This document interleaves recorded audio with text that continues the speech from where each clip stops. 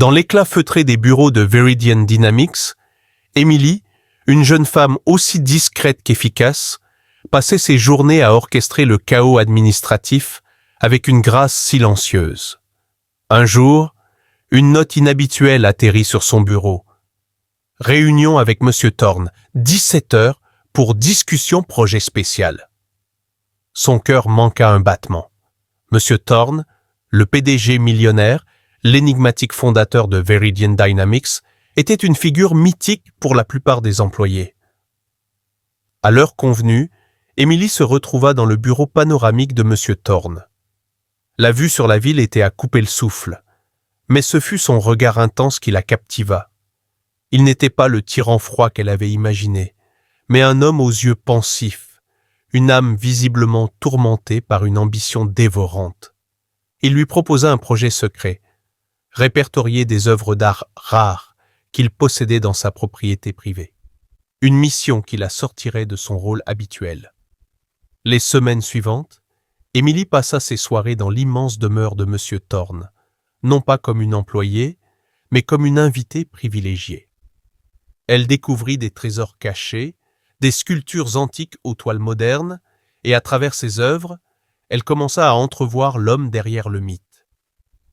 Il la rejoignait souvent, partageant des anecdotes sur chaque pièce, et Emily découvrit une facette de lui insoupçonnée. Une passion brûlante pour l'histoire, l'art et une solitude profonde. Un soir, alors qu'elle admirait une toile abstraite, Thorne la rejoignit. « Cette œuvre, dit-il d'une voix douce, a été peinte par un artiste qui a vu la beauté dans le chaos. Je crois que vous possédez cette même capacité. » Emily sentit son visage rougir. Les jours se transformèrent en semaines, et la frontière entre le professionnel et le personnel s'estompa. Ils parlèrent de tout, de leurs rêves les plus fous à leurs peurs les plus profondes.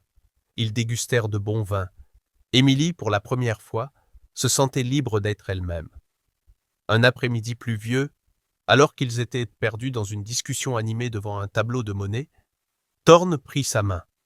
« Emily, je sais que cela peut sembler inattendu, commença-t-il, son regard balayant le sien, mais je me suis rendu compte que je ne veux plus passer mes soirées seul dans cette maison.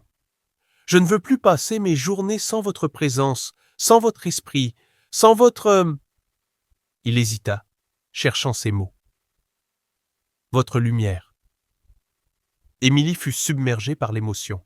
Elle qui avait toujours pensé que cet homme était inaccessible, se retrouvait au bord d'un précipice, le cœur battant à tout rompre. « Monsieur Thorne !» commença-t-elle, mais il l'interrompit doucement.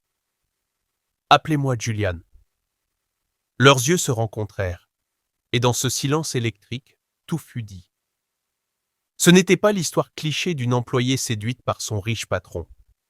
C'était l'histoire de deux âmes solitaires qui se sont trouvées au milieu d'un monde d'art et d'ambition. Ce n'était pas une passion fulgurante, mais un amour qui avait lentement pris racine, nourri par des conversations profondes et des moments partagés. Leur relation resta discrète, à l'abri des regards indiscrets du bureau. Mais Émilie ne voyait plus Julian comme son patron, mais comme l'homme qui avait vu au-delà de sa discrétion, l'homme qui avait ouvert son monde à la beauté et à l'amour. Et Julian, le millionnaire solitaire, avait enfin trouvé quelqu'un avec qui partager non seulement sa fortune, mais son cœur. Merci d'avoir regardé la vidéo. N'oublie pas de liker et de t'abonner pour la suite. Aide-nous à atteindre notre objectif de 1000 abonnés.